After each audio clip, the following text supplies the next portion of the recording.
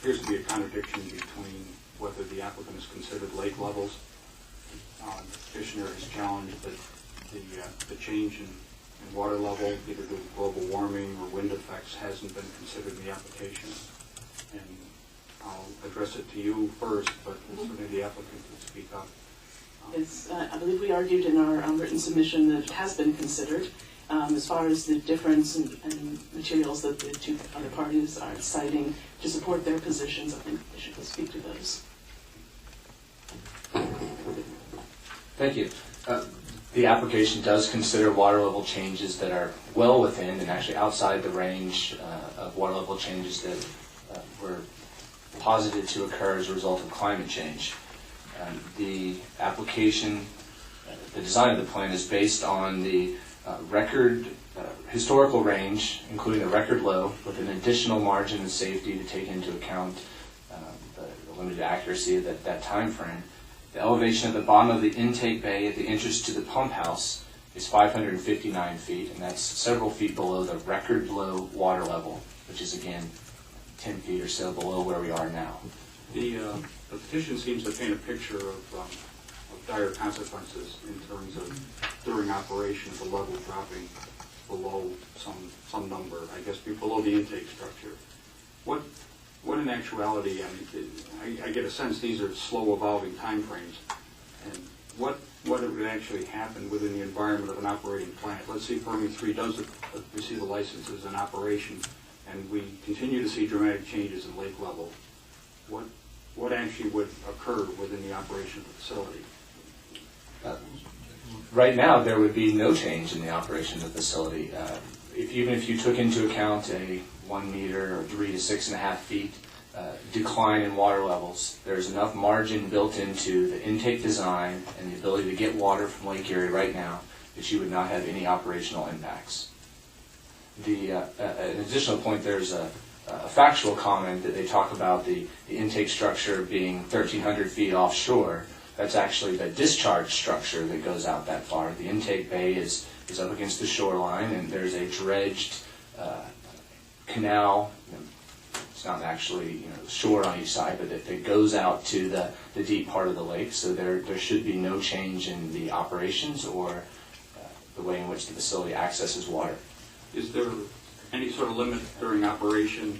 Is lake level monitored or distance to the intake structure monitored? And is there a limit on when you can operate the plant within those limits?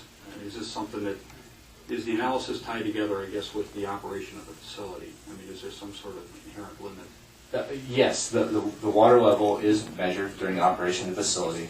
The only limit that exists currently is the entrance to the pump house at 559-foot elevation. So that's the only operational limit. If you got below that, you would need to take steps to gain access to more water. There is some ability to do that if you need to at that time, but that is the minimum operating condition. And that again is well below, that's almost 4 feet below the record low water level for Lake Erie. In the application, there were a number of analyses that were done on the thermal discharge flume. And I don't remember that number, but was one of these done under the low water level conditions?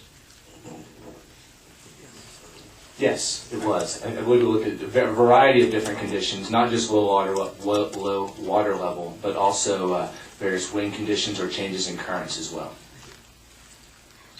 Was there anything further from the staff? No, there's not, unless you have further questions. I wonder if the petitioners might have 5 minutes. You did use your 15 minutes, but we'll give you a minute or so for rebuttal if you can. Try to compress it. Compress it, yes. We want to get to all the contingent. Thank you. I think one of the most recent discussion illuminates the fact that this lingua walleye problem, for instance, and the nutrient levels from the phosphorus dumping that will occur, 3.5 tons a day, are not evaluated in the ER. The lingua walleye and other algae are on a rebound in Lake Erie. They are creating a growing, annually increasing summertime dead zone in the lake. The climate change that is apparently certain to occur is also going to have heightened effects for when nuclear power plants can operate. As I'm sure this panel is aware, in Europe, in France several years ago, there were actual closures of plants, of nuclear power plants, because the water temperature for cooling purposes was too high. I'd like to talk one last time about the mixing, the thermal mixing. As I indicated earlier, 10.6 billion gallons a day is withdrawn and returned to Lake Erie for purposes of cooling. 1.9 billion of that, or 18 or 19% of that total, is withdrawn and returned by the Monroe coal-fired plant alone.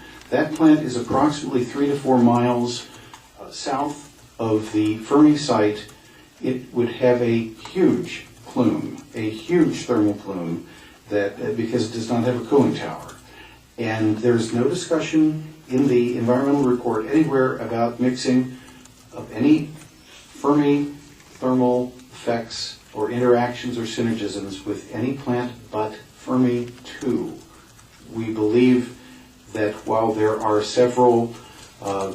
couple of arguments we're making about scoping and about segmentation, that contentions 1 and 6 certainly are appropriately phrased, and each of them they're concurrent and simultaneously may be considered.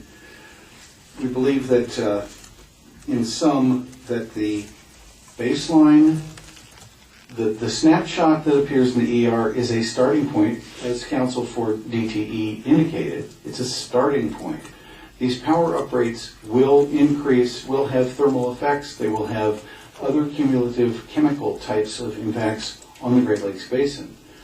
The fact that there are letters of intent to seek uprates filed, that is a formal notification to the NRC of the utility's intention. We believe that CLEPI limits the consideration to formal regulatory acts that are pending, but those are formal acts.